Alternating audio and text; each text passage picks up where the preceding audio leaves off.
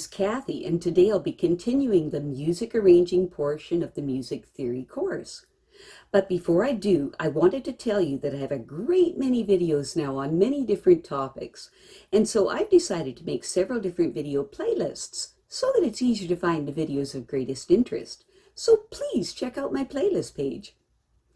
Before you begin this section, it's important that you go through all of the basics of music theory playlist. For this portion of the music theory material, we will be using Sylvia Woods' Music Theory and Arranging Techniques for Vocarb's book. This is a wonderful book that you'll thoroughly enjoy.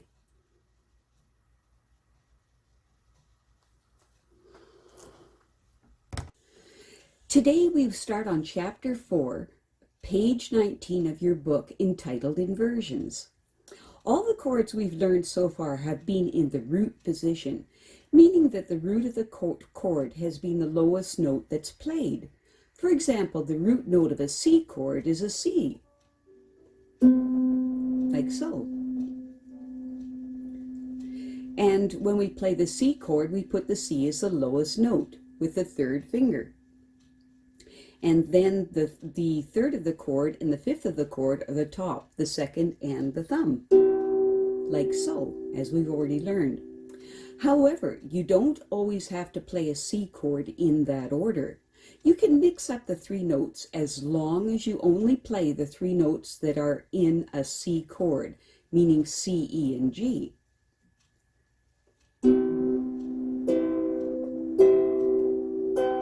All of those are the C chord. In your book on page 19, we have an example of a C chord that's played with the lowest note being E. It is still a C chord because it has the three notes of the C chord, although the bottom two notes might make it look like it is an E minor chord because of the E and the G. It can't be an E minor because it has a C instead of a B. The only chord that this can be is a C chord. In a different order, this is called a first inversion C chord. We invert it once, or turn it upside down, by moving the C from the bottom of the chord to the top. Play this first inversion C chord on your harp. Notice that there is a skip of one string between your third and second finger, but there is a skip of two strings between your second finger and your thumb. Practice this inversion until it feels comfortable. See? Like so. All first inversion chords have the same spacing as the one we just learned, a skip of one string between the third finger and the second, and a skip of two strings between the second and the thumb. Your thumb's now playing the root note of the chord.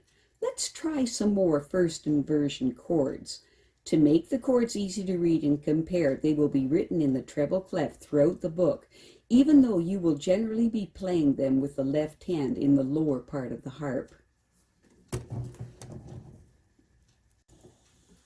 In your book, on page 19, you will find examples of the F, G, A minor, D minor, and E minor chords in their first inversion position. Practice these first inversions.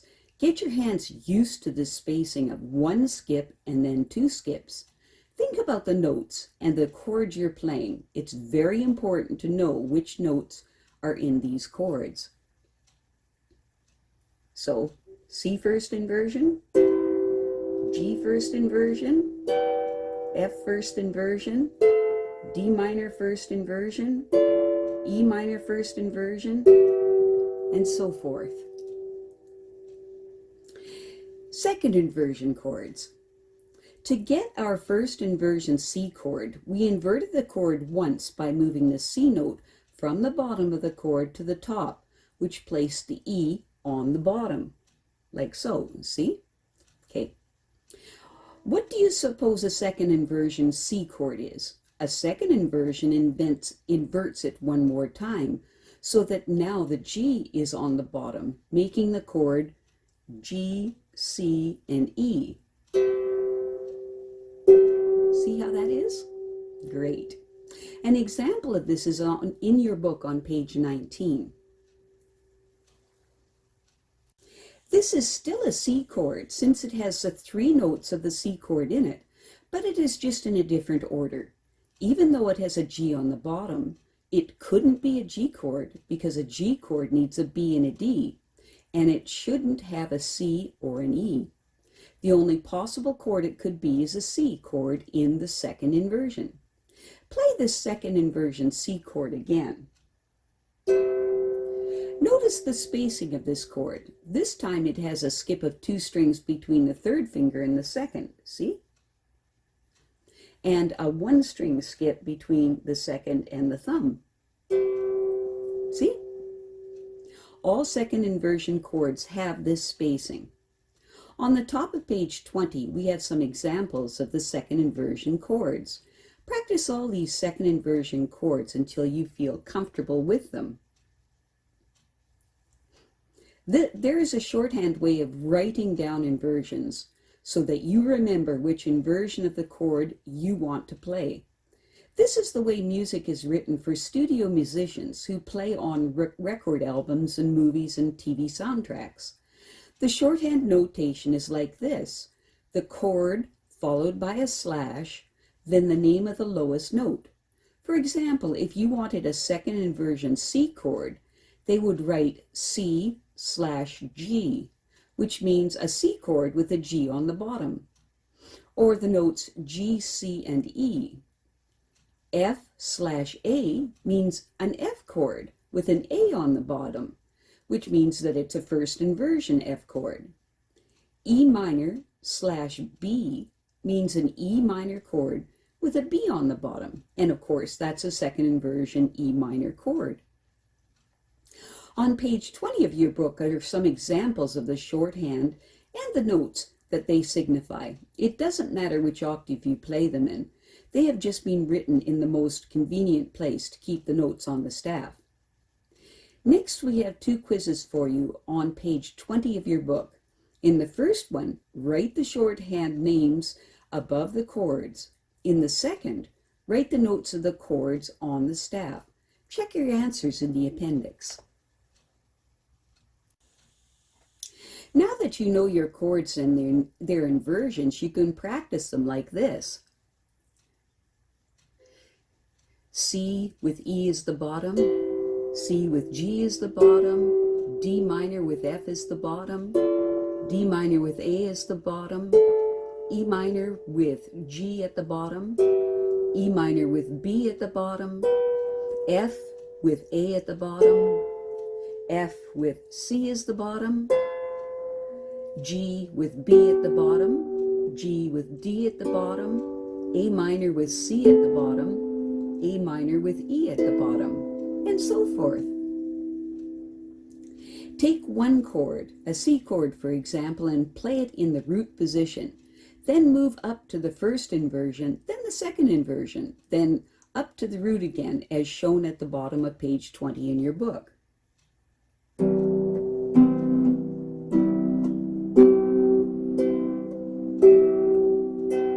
See how that works?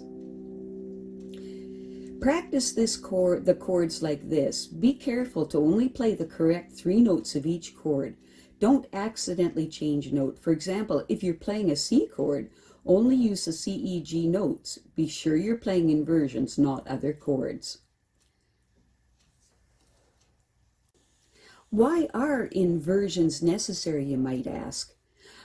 There are many reasons that we will discuss throughout this book. One is that especially on small harps, you often run out of strings to be able to play all the chords in the root position without falling off the bottom of the harp or getting in the way of the melody. For example, if your harp has only 1 octave below middle C and you try to play Lavender's Blue, you will run into trouble in the 7th and 8th measure. If you play the G chord in the root position, the top note of the chord, your left thumb, is on the same string that you should be playing with your right hand for the melody. You can't just move the chord down an octave because you'll run out of strings on your small harp. So the solution is to play the G chord in the second inversion with a D on the bottom, a D, G, and B. On the music for Lavender's Blue, which is on page 21 of your book, Write in the shorthand for an inversion of these two G chords. That is, write D/D after the G chords, making them G with D at the bottom. Now play the piece like this and see how it sounds to you. And this is Lavender's Blue.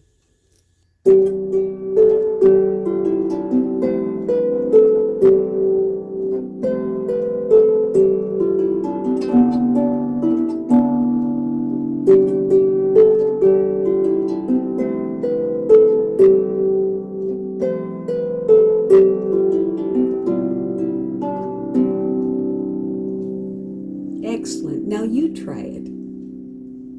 The second reason for using inversions is to give variety to a repeated chord. For example, notice that the first two chords of Lavender Blue are both C chords. Try keeping the first C chord in the root position, but make the second chord in the second inversion. Write the C/E in both the second measure and the 10th measure.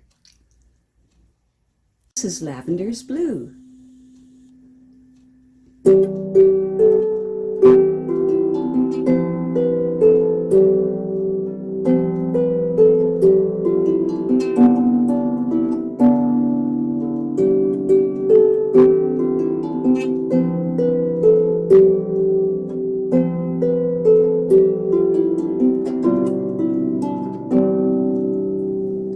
Great, now you try it. I have a great many videos now on many different topics, and so I've decided to make several different video playlists so that it's easier to find the videos of greatest interest. So please check out my playlist page. Well, that's it for now. To stay up to date with my latest videos, make sure to subscribe to this free YouTube channel by clicking the red subscribe button right below this video. Take care.